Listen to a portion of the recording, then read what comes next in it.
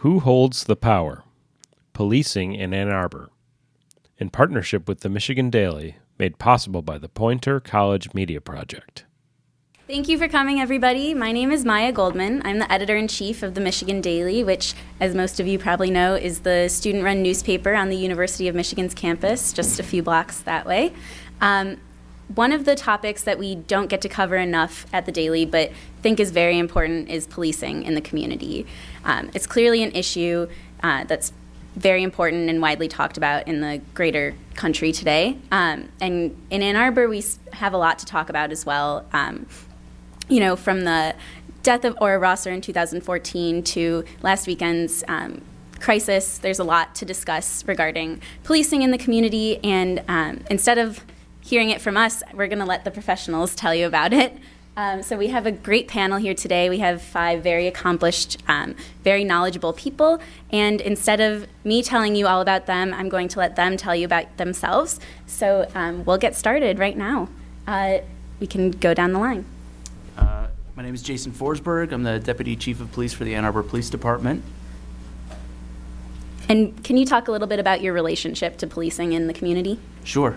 So I've been the Deputy Chief at Ann Arbor's Police Department for just over a year now.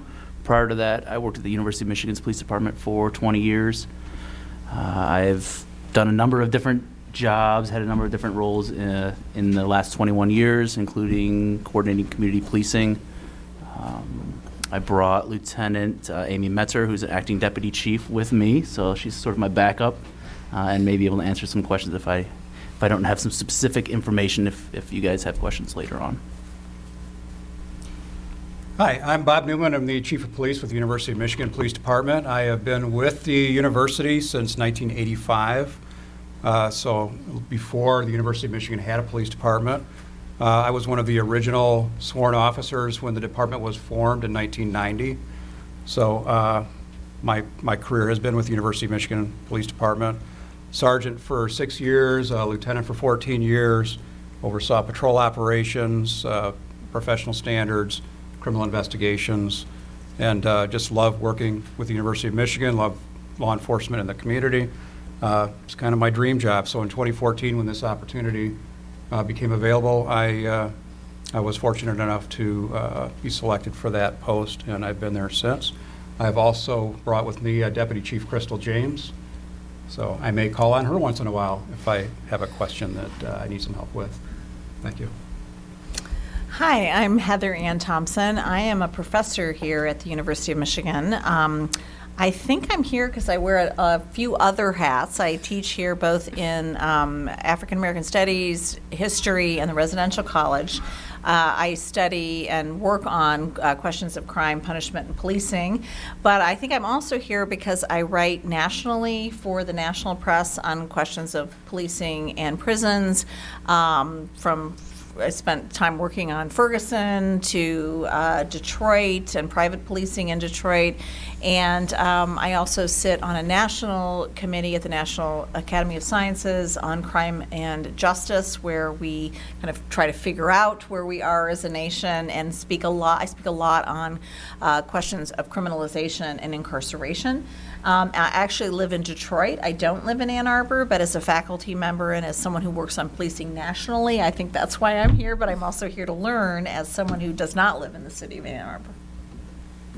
Hi, my name is Darcy Moran. I'm a reporter with MLive and the Ann Arbor News. Currently, I'm an in-depth reporter covering a lot of different topics and hosting a podcast for MLive, but I served as our primary crime and public safety reporter for a number of years, and so that's why I'm here. Hello, my name is Janine Fish. I'm a senior in the Ford School of Public Policy. I think namely I'm here to try to give an insight of the student perspective as far as interacting with policing, but I also think I have a unique perspective as the daughter of an attorney and then also someone who is not from Ann Arbor, so upon arriving I had a blank slate of Ann Arbor police specifically. Where are you from? DC. Thank you, everybody. So the way that we're going to structure this discussion today is I'm going to ask a few questions, and we're going to have our police representatives start off the conversation, and then the other panelists will chime in as they see fit, as will the police representatives. And around 8 p.m., we'll break for audience questions, and we'll ask your questions. So jumping right in, as we saw on March 16th, just a few weeks ago, Ann Arbor is not immune to crisis. We had an active shooter false alarm situation on campus. How prepared do you feel the community is for something like an active shooter attack? How do you think we can become better prepared? And what role do you think law enforcement should play in making sure the community is prepared going forward? So I believe that our University of Michigan community, is as prepared as any can be. As we had a situation on Saturday the 16th that kind of gave us a gauge of where we were. As a department, as a community, we had multiple reports come in of an active shooter in a building adjacent to where a vigil was taking place in memory of those that were killed in New Zealand at the mosque shootings. So those circumstances came together, multiple reports, different sources, that resulted in an assessment that we had an active shooter taking place, and the decision was made to issue an alert. A terrifying situation. We don't take those decisions lightly. It was a very unusual set of circumstances, and one that is unprecedented. So what we saw is our officers that were posted on the detail immediately engaged the threat. We had no idea, they had no idea that this was not a real threat. They used their training, they followed their training, and they went exactly to where they were told the shooting was taking place. What we saw in the community is repeated examples of our students, faculty, and staff using their training and barricading in place. We saw photos of some really phenomenal barricade jobs that our community members put in place.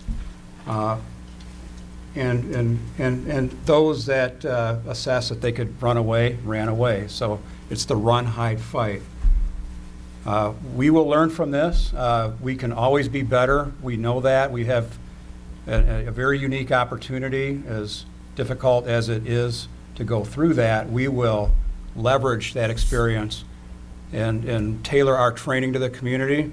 We are reemphasizing our push to get everyone to register for emergency alerts through our division website, dpss.umich.edu. Download the public safety app from your app store.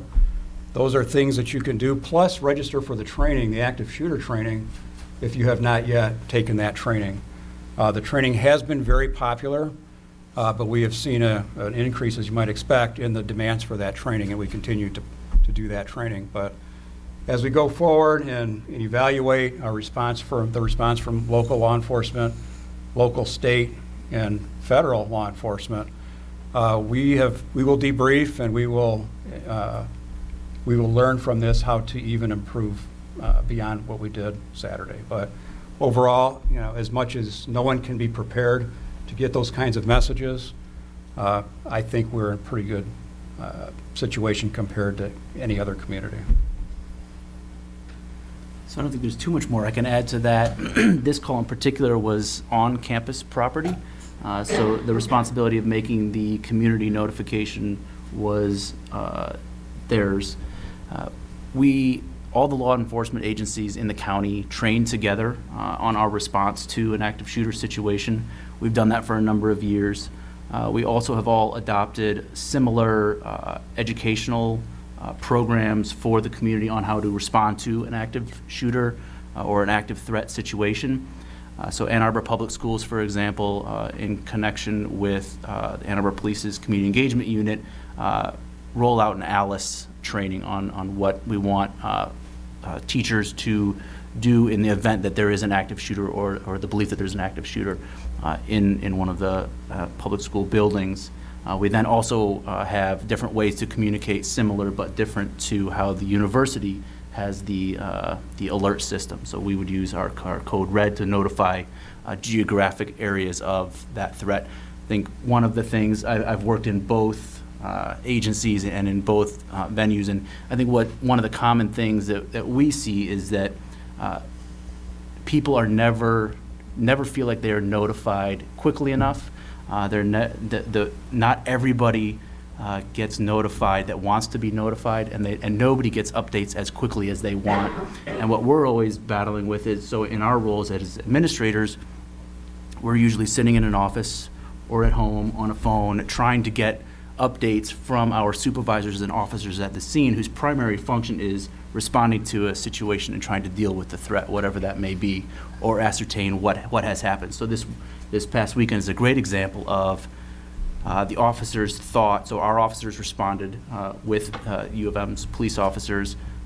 We were all trying to figure out what had happened. Was there actually an active shooter? Was somebody going around campus shooting people?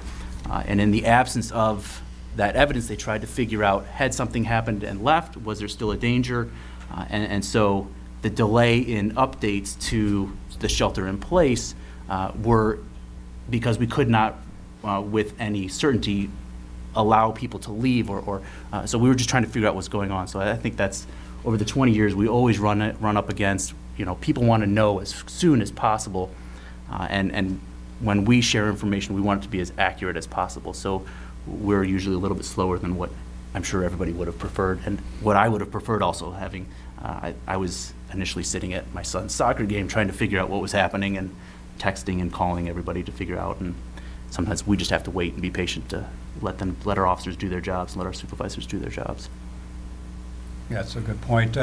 That complex is 4 large buildings attached, so it's basically one very, very large building between Mason Hall, Angel Hall, Haven Hall, and Tisch Hall. And so there has to be a check of each and every room, many of which are locked, to make sure that the balloons weren't just a distraction or false information, that call. So I understand that there was concerns about the amount of time, and we'll work to do that more quickly, but we can't issue an all clear until we have absolutely eliminated the possibility that there's anything to it. Me next, or? Whoever would like to go. So Maya gave us lots of different questions to consider this evening, and I have more to say maybe about some of the other ones than this one.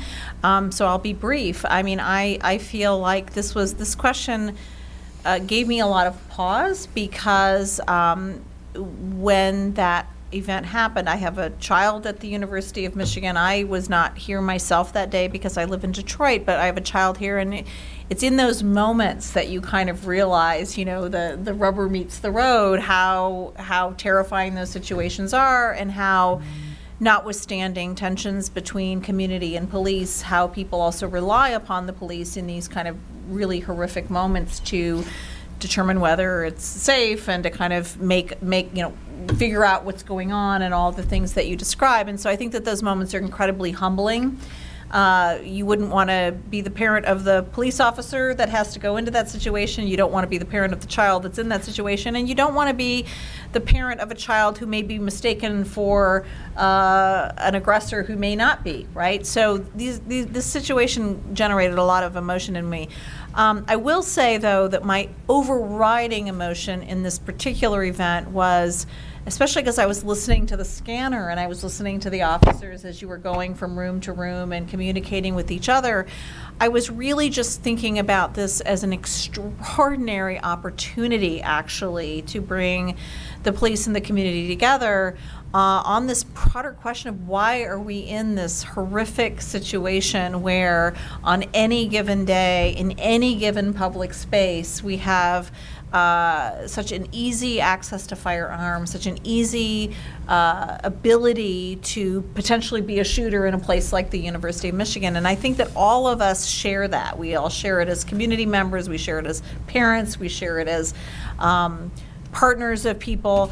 And it's a very, in some respects, very unintellectual and pretty basic thing to say, but I think in these moments it's a real opportunity to, in fact, rethink how in the world could it be that guns are so accessible that here at the University of Michigan, on a random Saturday, we all could collectively, no matter whether we wear a badge or whether we wear a U of M ID, that we are terrified, and that this is an opportunity for us all as a community to really think about violence in this country and how we have ended up here. As a student here, what happened on Saturday is years ago I was a student, that would have been unimaginable. And now our students are so indoctrinated, I guess is the word. I mean, to know exactly what to do in a situation like that, as terrifying as it is. So to me, it's a collective call for us as a community to think about how do we make a community where this is not something that is so normal. So, it's interesting focusing on that word of preparedness, because this was, as we've noted, kind of an opportunity to see just how prepared we are without learning it the very hard way. And I was reporting that day. I wasn't supposed to be, but I ran out to campus trying to figure out what's going on. And for me, the biggest takeaway was when you focus on how information is getting out, which is what you just touched on there. And I'll ask you in a moment, because today President Schlissel actually sent out a note noting some deficiencies in the alert program, and I'm curious if that's what you're referring to specifically when you talk about people's interest in getting responses. But on the news side, it was interesting to see that information come out from the perspective of when, I started here a couple years ago. I ended up reaching out to the University of Michigan, and the specific question was, who do I contact if there's an active shooter on your campus? And it does go back to that point of it's a scary time we live in when that's something we have to prepare for and prepare for our types of reporting on. There was a lot of misinformation that came out. It was circling all over social media, and the responsibility we have as journalists to make sure that we don't participate in that. So there's a lot of lessons learned on that, and I guess I'd go back to my question there on if those are the deficiencies you're referring to as people wanting responses more immediate than perhaps you can give.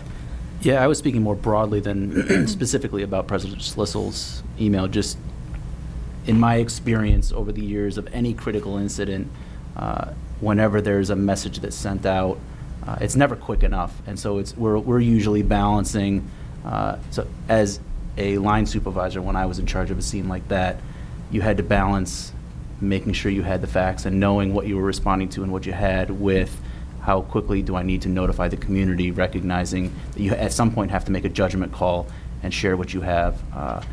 The difference between now and maybe 10 or 15 years ago when I was doing that is that we now have social media at our disposal where we can share information more quickly than a text or an email.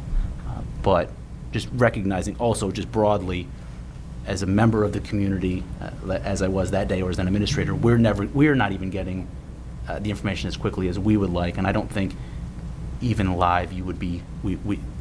No matter how quickly we can share that information, it is still not going to be enough or fast enough. I think in a critical incident like that, people want to know exactly what's happening.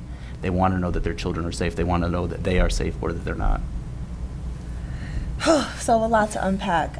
I'll start off first by saying I definitely agree with Chief Newman's sentiments as far as I don't think anyone can ever be 100% prepared for such a tragedy.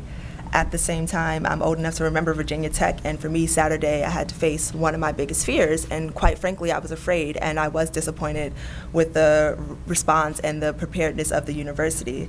I think that, one, there was a lot of miscommunication that was going on, and in this age of extreme advanced technology, I didn't really think that was acceptable, and also, I think that for me, it was frightening kind of getting information as opposed, and I'm a peer advisor, so I'm on the staff of the University of Michigan, and for me, the first alert I got was from a friend on the lacrosse team who was sitting at NYPD Pisa, and a police officer told her to run. And so she texted me because she knew that I was on campus, and she said, Janine, there's an active shooter on campus. And I didn't get my first alert until 20 minutes later. I had already gone home. I never go. So for me, that was frightening because I understand that while for the students have to opt in, I've opted in into the service. So one, I felt like I should have gotten an alert, and two, as a staff member, the fact that I didn't get an email from our dean or from my boss until I had already gone home, I mean, thank God it was a false alarm, and thank God I was already home. But at that point, I was frightened. It was St. Patty's Day, so I mean, the entire campus was out, the visual was going on, and not knowing what was happening whatsoever. Quite frankly, it was frightening, especially for me, who I'm away from home. All I could do was call my parents and let them know that I don't know what's happening. I'm safe, but that still wasn't a good feeling. Even as I was listening to the live scan, it still felt like I was getting more trustworthy information from text messages, which for me, that wasn't helpful and that wasn't comforting. Thank you. So one thing that we've talked a lot about already is communication between the police and the community. In a crisis and also more broadly, just from day to day, what are your thoughts on how the police communicate with the public? And what about with the press? What role do you see transparency playing in public safety? I think there's a number of questions, and I think we could each probably talk for a long time on that. So what I would say is, clearly transparency is extremely important. There's different levels of transparency, and there are different laws in place where people can get whatever information they want or not want, through FOIA. But I think it's important that a police agency, be transparent with their community as far as the type of policing that they are doing, the types of policies that they have in place on how, on what guidelines the officers are working under. I think recognizing all of that, it's sort of similar to my earlier answer of it's never going to be good enough. I don't think. I think there will always be a little bit of a conflict on what people want versus what we want to share as agencies. I think the more progressive agencies like U of M Police are very transparent and do a great job through things like oversight committees of having sort of representatives that maybe have different level of access for transparency. So I know that's one of the later questions that you were going to ask, but I think that's one of the important pieces of having that body in place. There is a group of independent folks that can come in and have that greater access so that they can share that transparency. I think then to the communication piece with the community or with the media, I think it's for us it's an ever evolving thing. I think for speaking for Ann Arbor Police Department, I think we are working towards being better at that. I think we've not been good enough, and we're trying to do a better job culturally in the department, not just having a couple of representatives that are very good at it.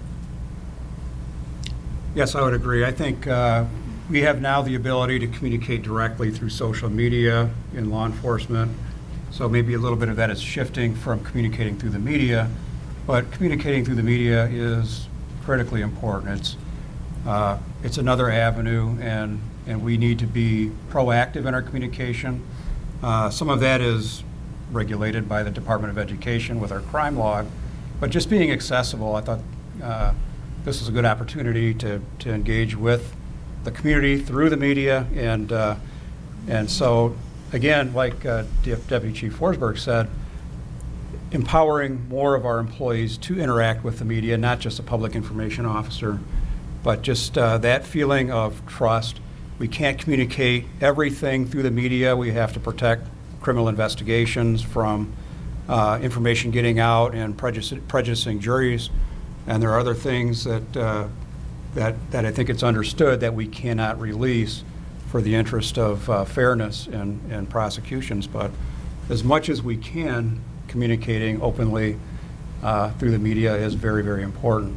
And so.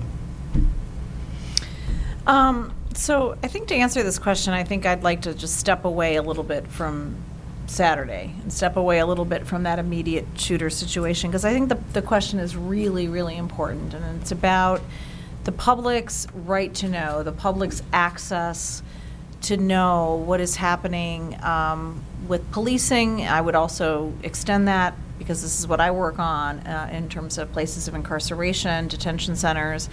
There is, I can speak because I'm a historian historically, but also as a citizen in more present day terms, which I'm sure you will concur.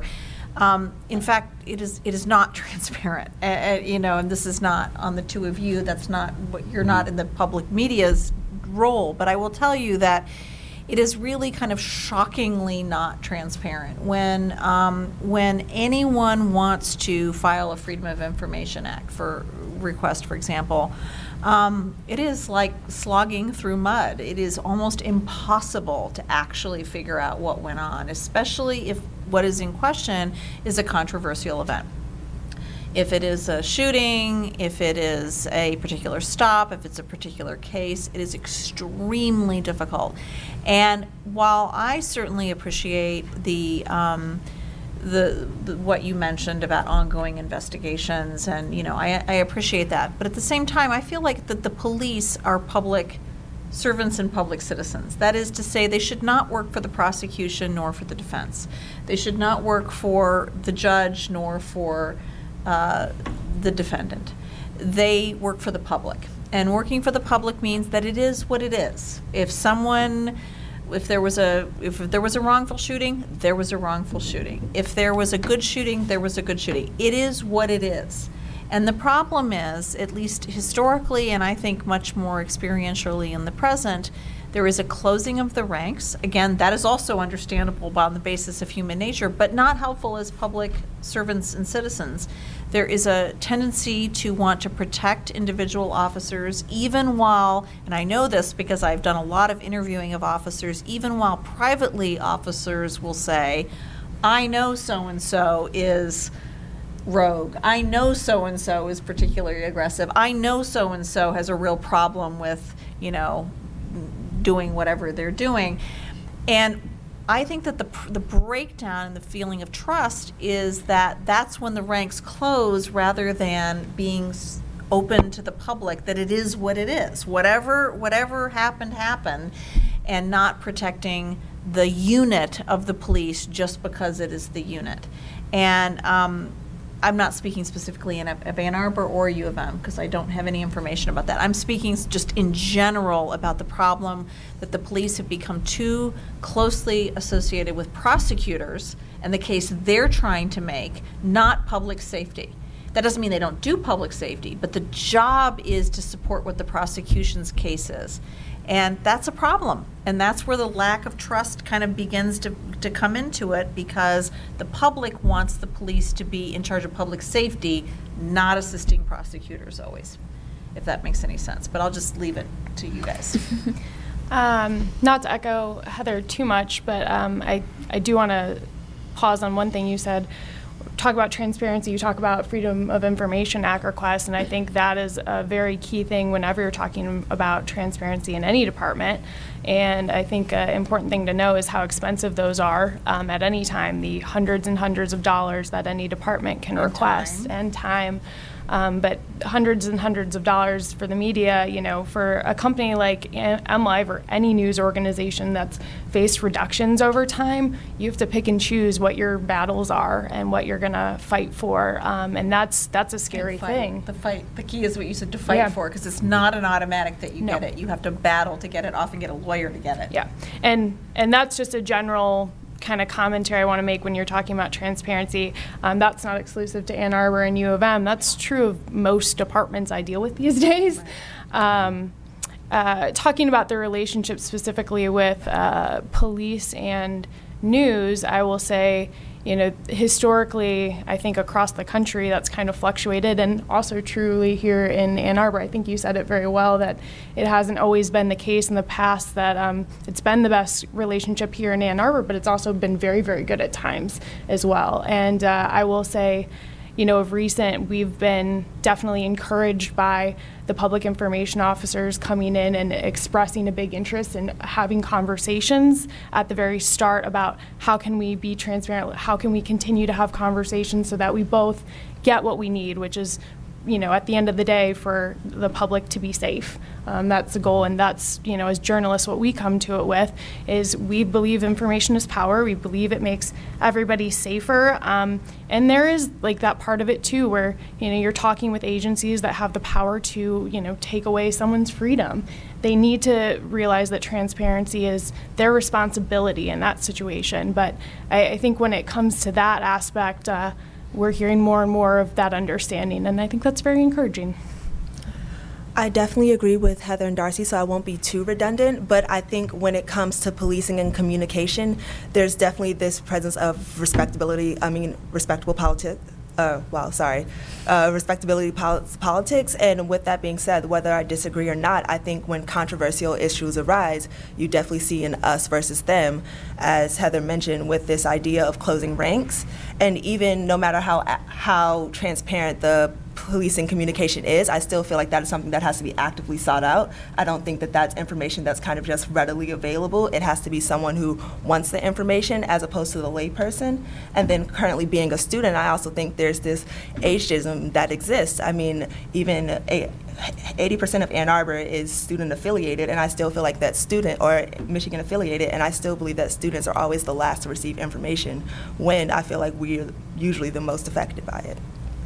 If I could add one thing too, I think it's an interesting thing to know. I've worked elsewhere in Michigan, and I think I noted Ann Arbor News has gone through a number of changes, so we've had a lot of different people come in, and it's interesting to hear and note that there are differences just, county to county in the amount of access as well, and Washtenaw County, various agencies within it, people come in and are very surprised by the tight-lipped nature at times. But again, I think when you speak to culture, it's a culture change that needs to happen. I think that conversation is happening more here, but there's still a lot of obstacles in certain departments, and I think that's true across Michigan. And just can I just jump in, just to be clear of something I said, just in case I was misleading. When I said that, this issue about the police working for the public and not for the prosecution, what I meant by that is that when you said, for example, which I totally agree with, like there's certain information that might jeopardize the case, right? Or that, you wouldn't want to jeopardize the case. That's kind of where I feel like if something has gone down, the police have to be just that neutral body that reports what they saw on that crime scene on the day or whatever, and not working with the prosecution, because if it is in fact being an aid of the public, you don't know, who it's up for the prosecution or the defense, not you, but the police don't know necessarily how the cases come out. But what often happens in every jurisdiction is that the prosecution counts on the police. The police and the prosecution are like this, and that's what makes it so that the public often feels that that there's kind of a cabal, even that if it's not necessarily the case. So public information helps to work against that. It helps to make the public feel like, oh no, actually the police were just there reporting on what happened. They're not part of the prosecutor's office. And I think that's kind of what I meant by public service as opposed to working for one side or the other. And I think one last note, as far as a perfect example for Ann Arbor, 4 years later, there are still many unanswered questions about Ora Rosser's death, and not to harbor on the past, but I think that this is an investigation that has been closed. It has been prosecuted. I mean, it's been tried. And so the fact that there's still unanswered questions on behalf of the police, on behalf of the mayor, I think that's a prime example of kind of just the lack of transparency that does exist. So I'd like to respond a little bit. So it's not that we are taking a side. It is protecting the due process. So the place for evidence is court. It's the courtroom, and that's for everyone, the accused, the evidence in support of conviction, and the evidence against conviction. So we are neutral. Law enforcement is neutral. They gather the facts. But we do answer to the prosecutor. The prosecutor is a chief law enforcement officer of any county, of any jurisdiction. So you'll see different prosecutors' offices take different approaches. Right. Some will call a press conference and lay out their case in the media. Our prosecutor, in my experience, does not do that. Our prosecutor is very clear that the evidence in a case, no matter what it is, no matter what it tells, the media is not the place for that.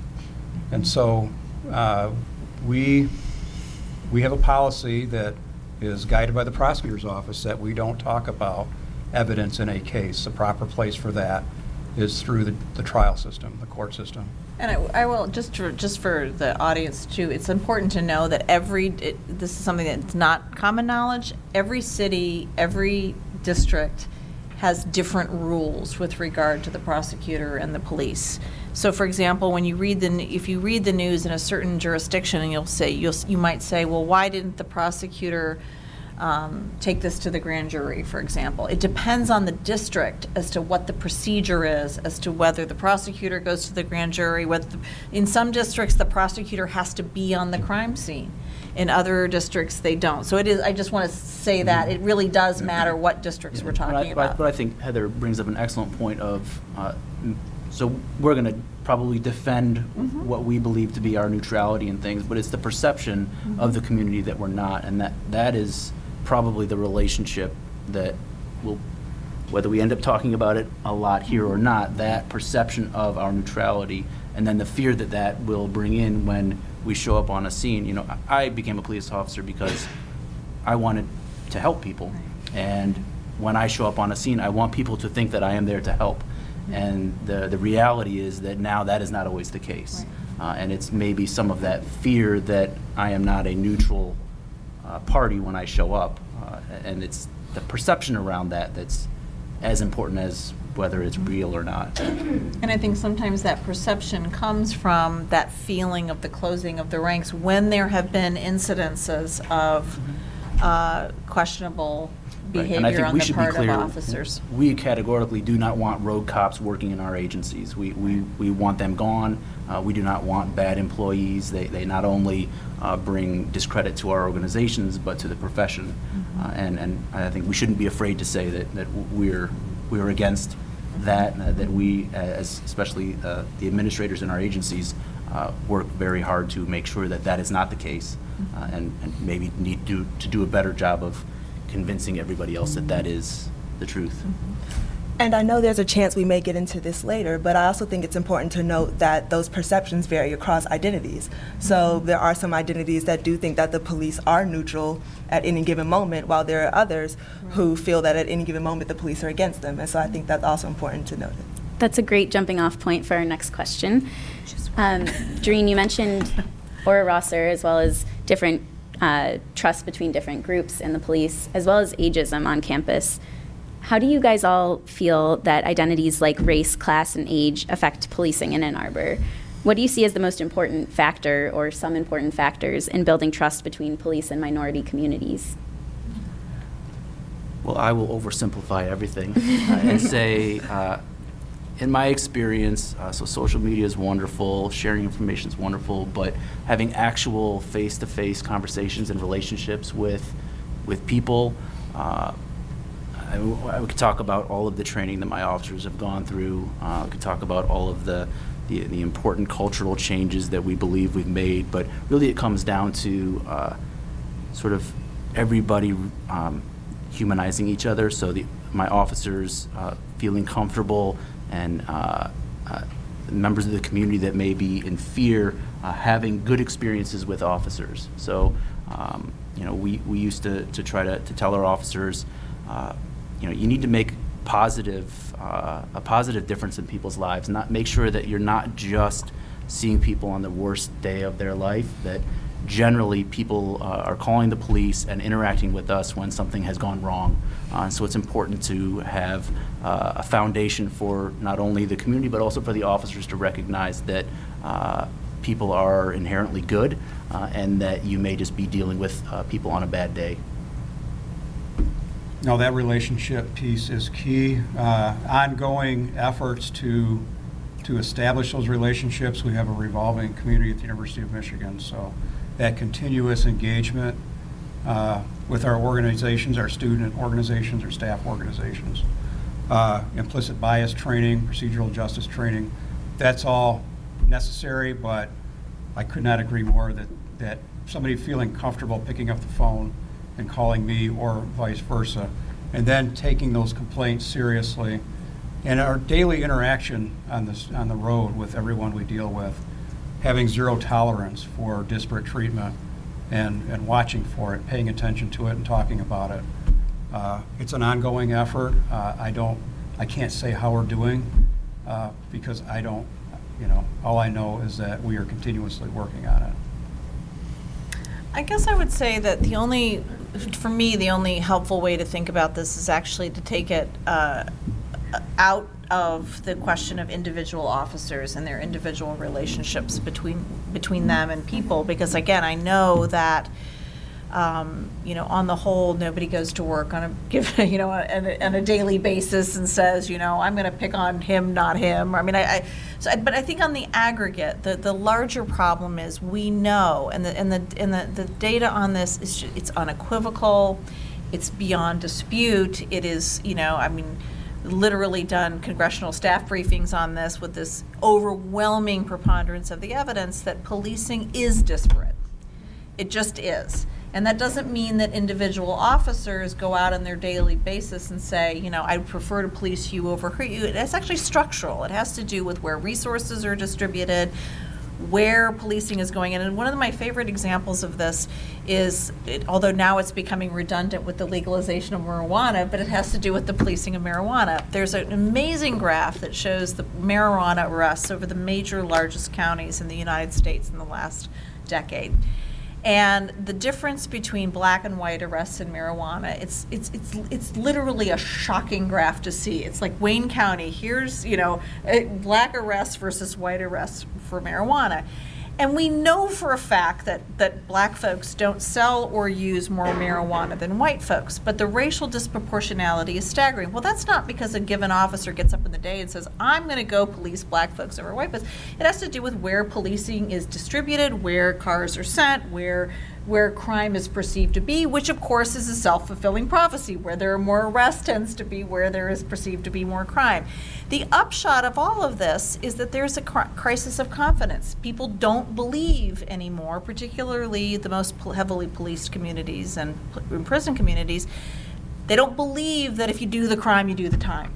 And the example I always use with my students, I'll do a lecture maybe of 300 people, and I'll say, we'll be doing a crime and punishment, and they're all like, yeah, do the crime, do the time, lock them up. And I'll say to them, okay, so right now, if the Ann Arbor police came in right now and stopped and frisked all of you, how many of you would be in the pokey tonight? Right? We would not come in and stop and frisk. Exactly. Well, but that's the point. Legal. The point is it's never occurred to them in that space that the marijuana they might have in their pocket, again, marijuana, I understand it's not a thing anymore, but back when it was a thing. And then they kind of chuckle, right? Because they understand that they have in fact done all of these things that have landed other people arrested. And then the next question is, and then how many of you, if you would have been arrested, would be out by midnight because mom or dad or somebody would show up to get you out? And they're like, I probably wouldn't spend the night.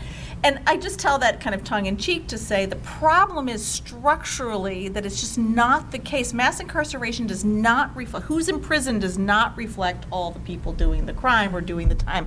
And the police know this. The community knows this.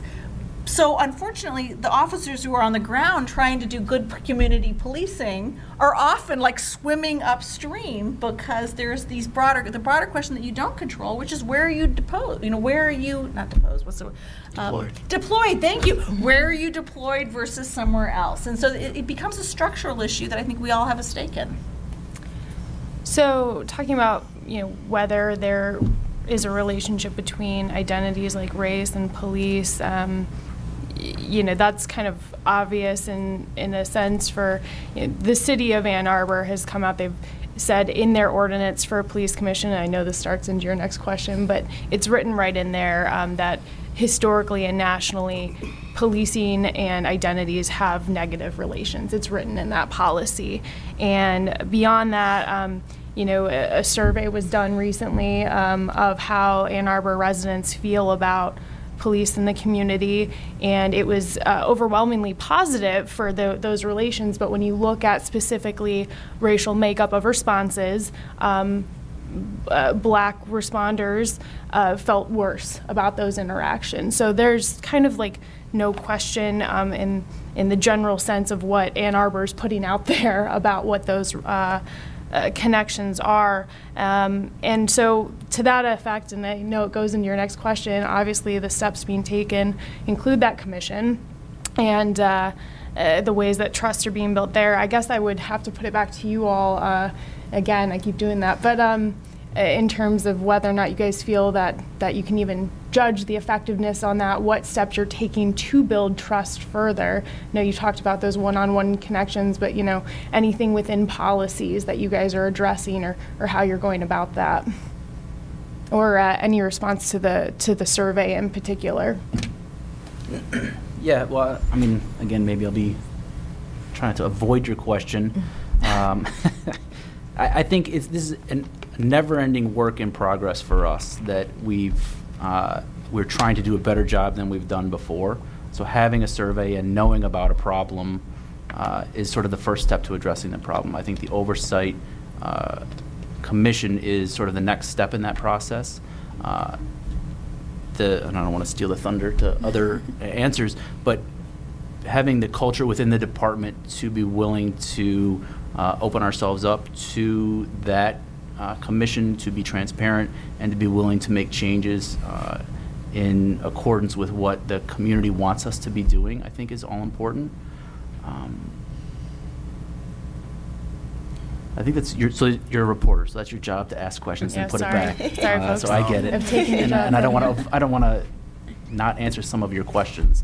So if you want to ask follow-ups, I'm ready to. But We'll let you go first. So I think I have a very unique perspective currently as a student. I think one, there is the race factor. Even coming in my freshman year, you see a discrepancy amongst which parties are getting called on and being ticketed as opposed to others, which in my mind was absolutely absurd, as the University of Michigan is only about 4% African American, and it seemed like those were the parties that were being ticketed. At the same time, I think there's also the athletic identity. I think athletes are treated very differently by the police in Ann Arbor, which I find very interesting. Before the panel started, I was actually talking to the officers, and I was telling them how I knew Sergeant Hicks because he came to speak to our track team. It was a part of a protocol we had just to talk about Ann Arbor policing, so that was an officer who I actually recognized. He and his partner came in and they spoke to us. This was during my freshman year, and so of course I felt comfortable. I've seen other situations where athletes, times where they probably should have gotten in trouble, and they've pulled the, hey, I'm on the football team. And so it was kind of just, a slap on the shoulder. I think going back to the race aspect, though, this is anecdotal, but literally a few weeks ago, I was with some friends and I was at a house, and the house literally had framed MIPs, which in my mind was absurd on two fronts. First, I would have cried if I ever had an MIP, but I also just couldn't imagine any interaction with a cop being funny, or kind of just looking past and oh, that's okay. And I think that it was very telling of the crowd I was surrounded in, just because being in other crowds of those in the African American community, when talking about police, it's more so, oh, the police are coming. And so everyone's just kind of trying to disappear. Yeah. We were continuously cognizant of that trust disparity. We attend forums. Washtenaw County put on a few community engagement forums, and there's actually a standing one every year that is put on by the Public Defender's Office, Impact Engagement for Police and Community Trust. And so there are standing forums. That one is every October. All the police chiefs in Washtenaw County attend. The public is invited to attend. There are other standing forums, advocates and leaders for police and community trust for Southeast Michigan. But it's that continuous building of relationships with community leaders and expanding that to beyond the leadership of the groups, trying to get opportunities to have our officers engage with our students in fun, meaningful ways to just build relationships beyond that badge student relationship, to just recognize the humanity that's there. Our law enforcement officers are here to help people and to protect. And so we don't want that lack of trust. We really want to solve that, and it's an ongoing challenge. Can I also just add to this? Because I think that when I began my comments, I said I'd like to take it out of the realm of the individual officer. There's another reason for that, and this is, again, forgive me as I put on my historian hat, but one of the things to understand is that when in the last 40 years, and that for some of us is still in our lifetime, we embarked on a very, very, very different criminal justice policy. This is nationally. We started doing policing differently. We started doing prisons differently. We started doing everything differently. And the upshot of that policy shift, it really begins in 1964. We get the Law Enforcement Administration Act. All kinds of resources start to go into policing and prisons. Departments are incentivized for arrests. We all know CompStat and all that kind of stuff. It was a real change. It was a real shift. And the upshot of that shift is how we got 2.5 million people in prison. It's not that all of a sudden crime in the 20th century was worse than it was in any other century. In fact, we actually began the war on crime when the murder rate hadn't been that low since 1914.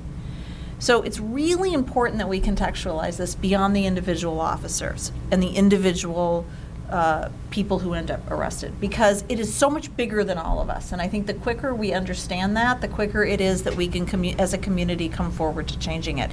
It is literally the case that officers were hired, put on jobs, and told that this is where the crime is, this is where the arrests need to happen, I need to see how many arrests you have. This is because arrests were equated with public safety, whether or not they actually made good and people actually ended up convicted. And then, of course, because people were poor who were arrested, they did end up getting convicted because they didn't have good lawyers, they didn't have any resources, they ended up in jail because they didn't have bail. It was, excuse my French, a shit show from start to finish for all parties involved. And so now here we sit. It's now 2019. We have way too many people behind bars. We have terrible community police relations. And so, yes, we are trying to nibble around the margins at, try to improve police community relations on the street and trying to, do things like, bail reform. We're trying. But we have a long way to go, and it's not because of lack of goodwill even. It's because we have amassed the largest criminal justice system in the world, more than China, Russia, anywhere else. And what it also means is that when we are trying to fix this stuff, we are not just trying to fix crime and justice, we're trying to fix the fact that police have become the first-line mental health counselors on the street. We are trying to fix the fact that we have completely destroyed our social welfare system. So if you have a mentally ill child, there's no social worker to call, so you call 911. So this is so, and I just invite us to think about this as a real opportunity to think about us as a community who have inherited and now sit with a deeply racialized, deeply disparate, hugely criminalized system that makes officers unsafe, it makes community members unsafe, and it's bigger than all of us, which is why we need to understand what we're up against. I would just add to that. So I think while there are a lot of terrible things that you mentioned, and I'm not going to disagree with any of them, I think it's also an exciting time when the voice of the community is much louder than it's ever been in my career.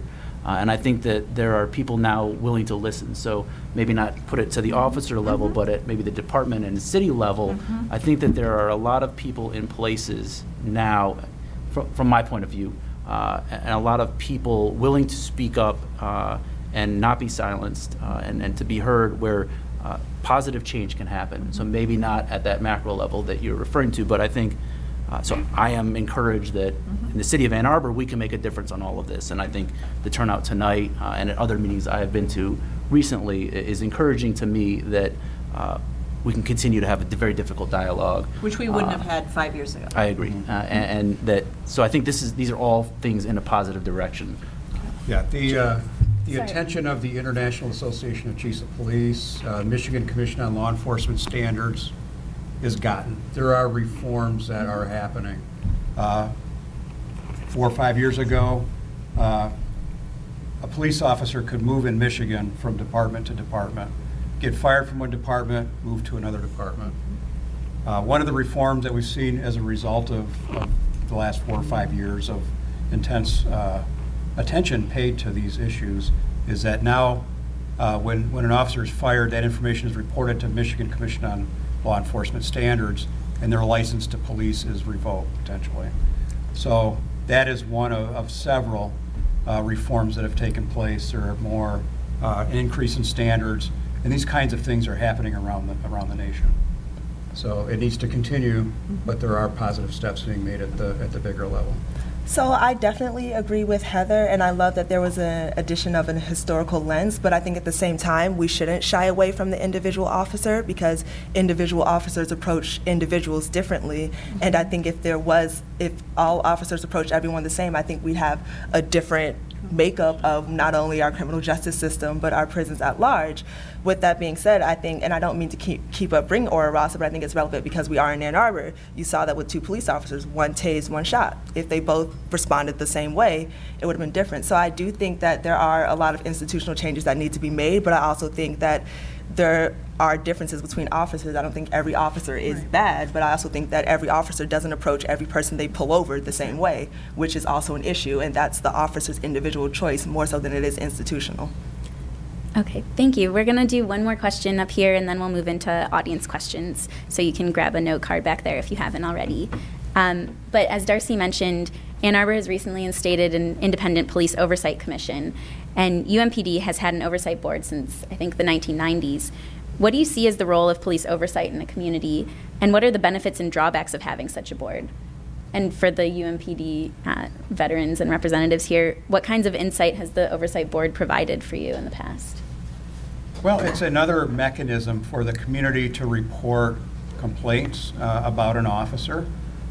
So somebody may not feel comfortable taking their complaint to police supervisors, so they can take it to the oversight committee. And that oversight committee contacts me and makes me aware of the complaint, and I will respond to that oversight committee. I may launch an investigation based on that complaint, or I may find that the officer acted completely properly and explain that. And then that oversight committee, made up of 2 staff, 1 being faculty, 2 faculty, 1 unionized, 1 non-bargained for, 2 faculty and 2 students, reports to my boss as to how I'm doing.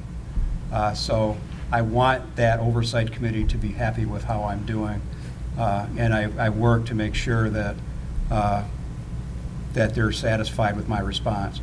I have changed policy based on complaints that the oversight committee has received.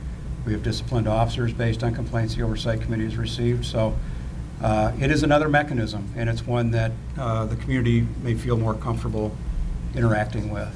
And so it is advisory, but it also is very influential because if my boss gets something about my policies not being sufficient, or my response to a complaint not being sufficient, that's not a good thing. I serve at the pleasure of my boss.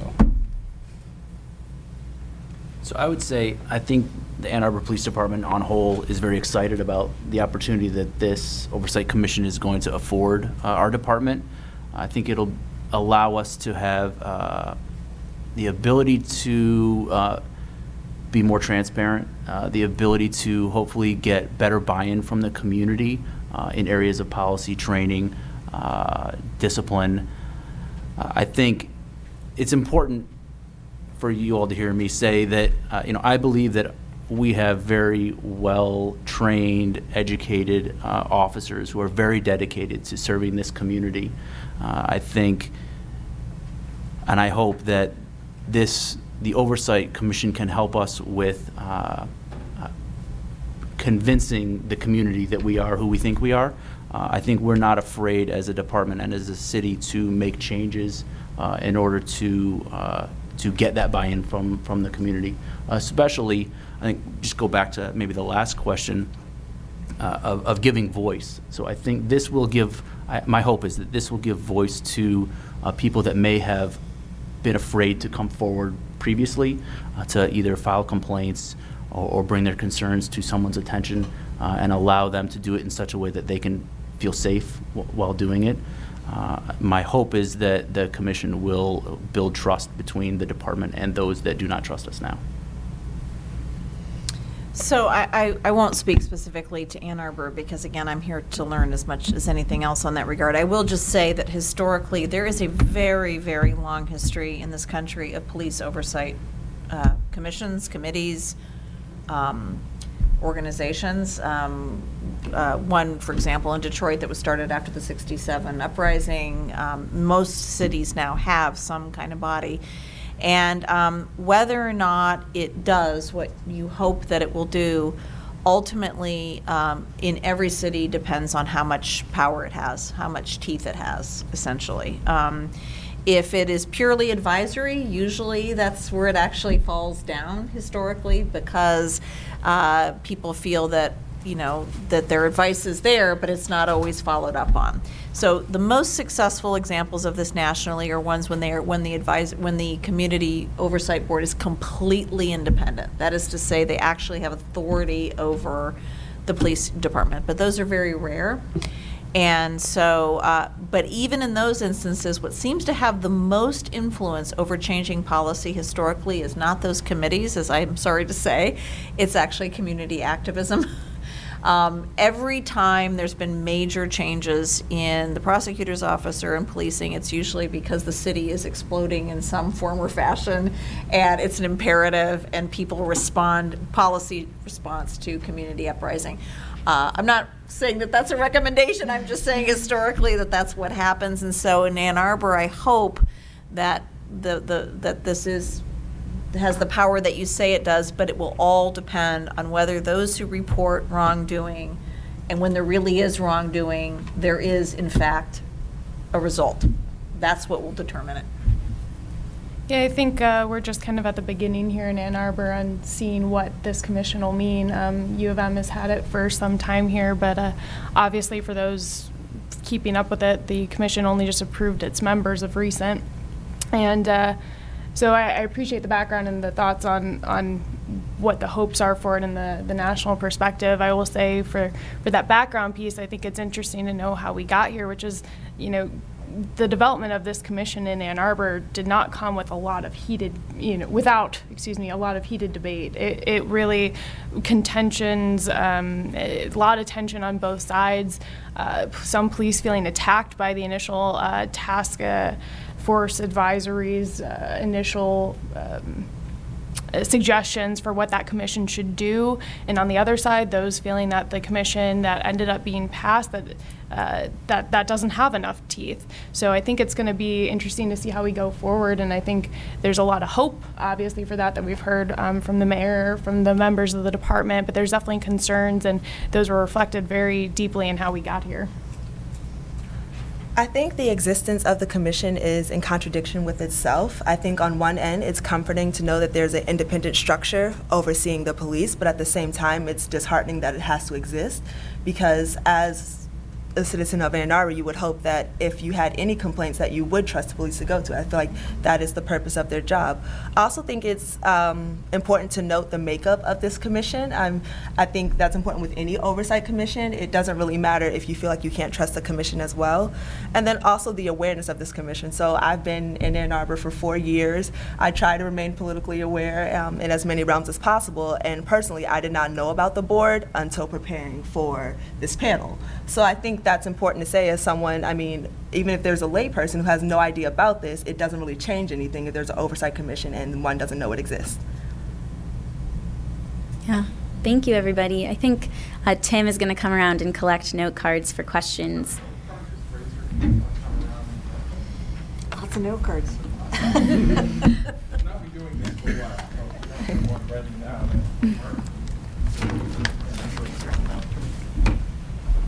Detroit's Police Oversight Committee. Thank you. In the 1950s, every single complaint for the police commissioner got to make the final decision on it. Okay, here's our first question. Has implicit bias been considered as an important issue to be addressed in police officer training? Yes. Yes. So we're in the process of making sure all of our current officers and all of our incoming officers are receiving implicit bias training. We're doing the best we can to ensure that the awareness of that is sort of indoctrinated in the culture of our department, so that we recognize how it comes to play in our interactions with everybody. Yes, exactly what the DC said. That has been a focus of our training for the last 2 or 3 years. and it will continue to be. And we want to make that, again, part of our culture. We're very deliberate in our hiring, but also in our ongoing training to make sure that implicit bias is understood, so that everyone understands how that can affect their decision-making. That awareness is very important. Can I ask a follow-up? Absolutely. So how does that look for officers who have already gone through training before the implicit bias training? Like, how do you retrain officers who, I guess, already have a preconception of who is good and who is bad? It's not really in contradiction of any training. In my view, in my training, it really raises awareness of how one makes decisions. Good implicit bias training will open one's eyes as to subtle differences in how they engage with members of the public.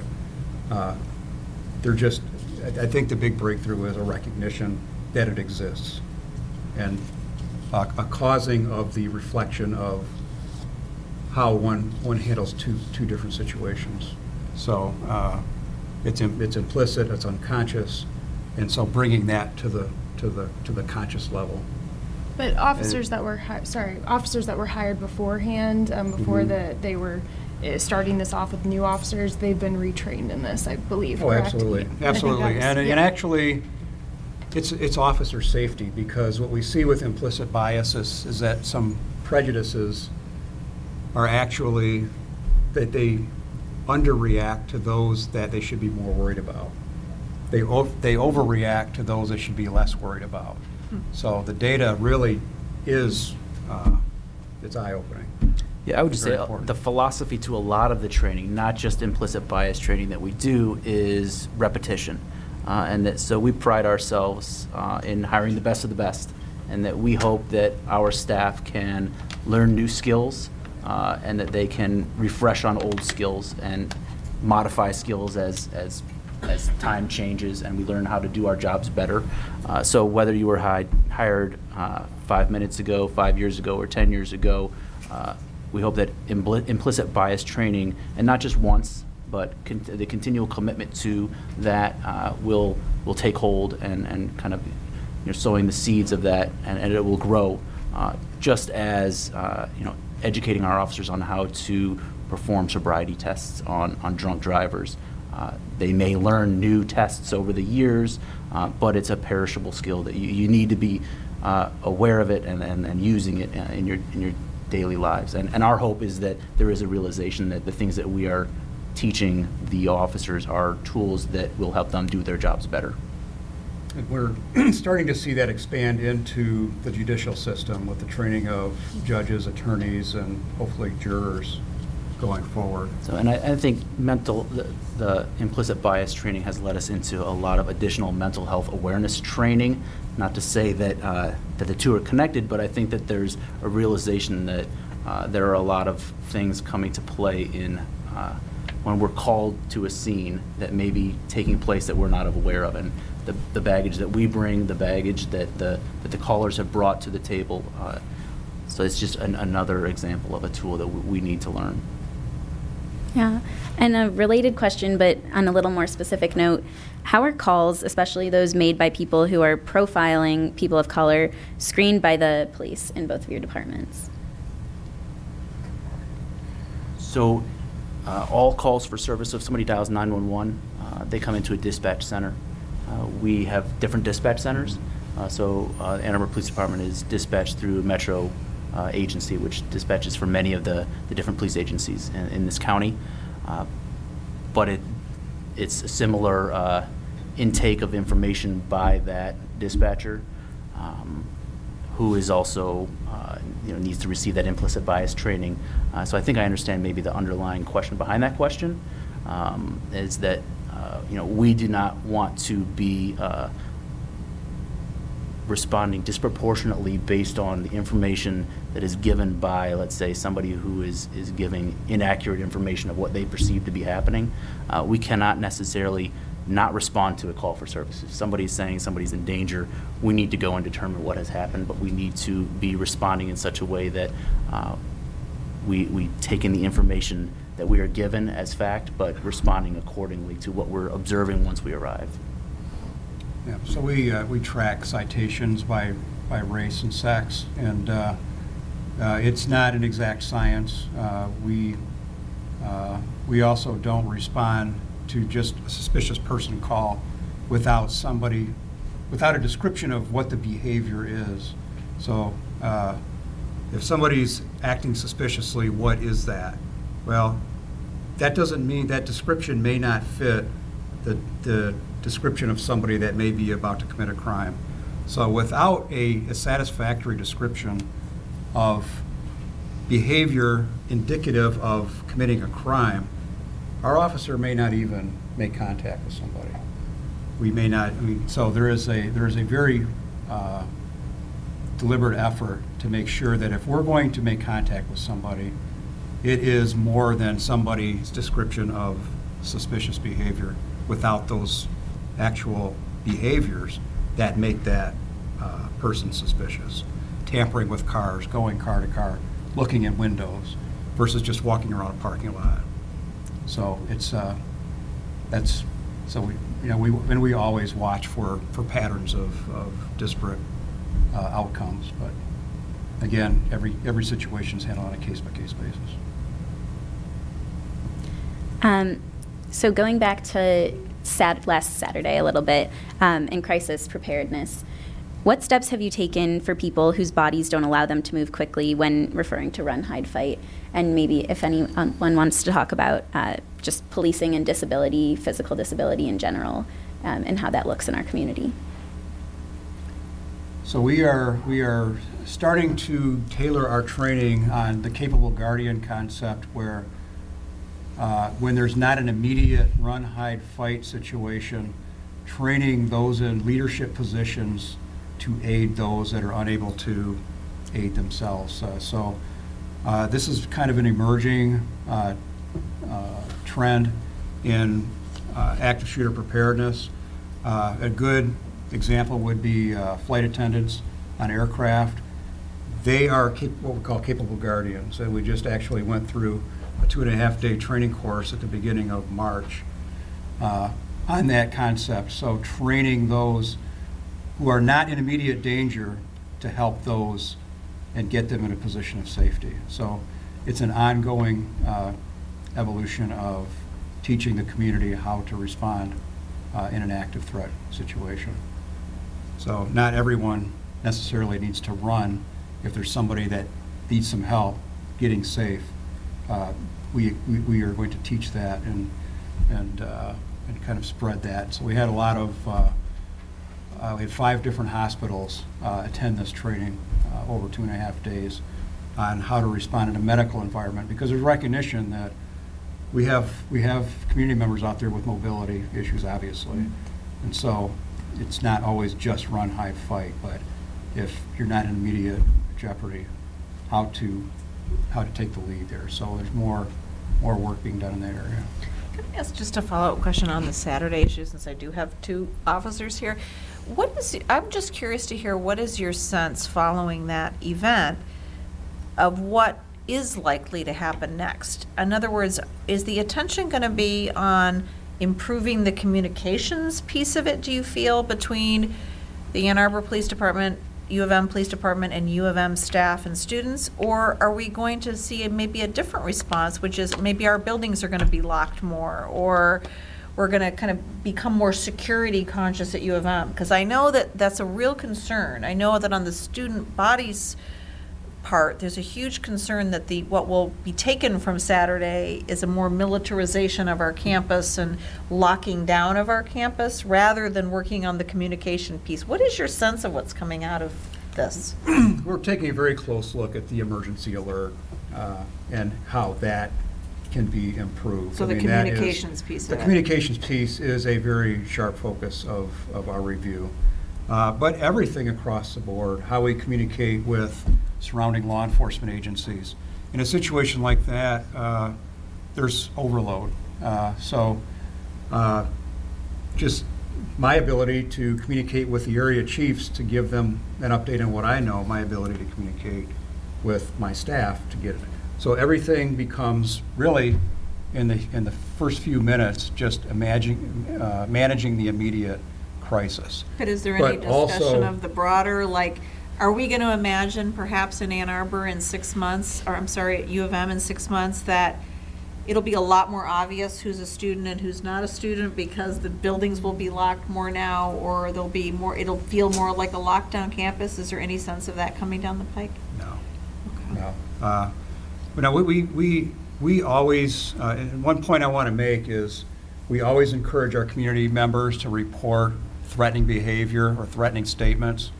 We do a lot of behavioral threat assessment and mitigation, reaching out to those who are in a state of crisis perhaps, or a state of anger, that are saying concerning things. And that's covered in our active shooter video. That's one nice thing, a feature of our active shooter video, is that it illuminates some of those behaviors that should be paid attention to and reported to us. We don't violate anyone's rights, but we will have a conversation. We'll try to connect the dots, and we will engage. And I believe that we have prevented a lot of harm over the years. We've been doing this for many years, of reaching out to those potentially violent persons who have committed no crimes, but who are indicating behaviors that we need to be paying attention to. And I think getting some of those into appropriate mental health treatment, or in some cases taking other actions that might even getting personal protection orders or trespassing. I mean, there are a lot of different things that can be done, but we have to know about it. And so we spend a lot of time reaching and engaging in assessing, evaluating, and safety planning on things like that. We do, that's where we probably will be doing more. That's where the energy will be. And I would just add, when he's saying we, it's not just the police department at U of Right, M. no, It's that- a holistic approach Absolutely. Right, from the- a number of the different community, disciplines. Yeah. Kind of going back to the topic of ableism and also trying to reevaluate the communication system, are you all going to look at the jargon? Because I know many can't tell, but this time last year I was in a wheelchair. So had Saturday happened and I was on campus and I got a run, hide, fight, I might have been able to hide out of those three options. And so it just felt like, luckily I can walk now, but it just feels like there should be more options, just as far as, even if that looked at something like everyone does the active shooter training. There are a lot of things that as students we have to do first coming to Ann Arbor. So I just felt like, as far as the ableist aspect, there really weren't a lot of options. That's a good point. I will bring that back. I think that this will be our last question, but this is on the topic of sexual assault and what can be done specifically by police and law enforcement to, if anything, to reduce the number of sexual assaults on campus, and how can we better educate students, faculty, and staff on how to better recognize dangerous situations and report them promptly. Well, we have a number of initiatives in the works. We have expanded our special victims unit. We have those dedicated to training members of the community on how to recognize those situations, how to respond. There's bystander intervention training that's very important with our incoming students. That's run through our student life office. And I'd like to emphasize that we have a start by believing approach with all reports. There are anonymous reporting opportunities, and so it is a very strong focus. We have seen a significant increase in reports in the last couple of years. We know it's a very underreported crime, so we don't believe that represents a very big increase. It's just a bigger increase in reporting. So I believe that needs to continue.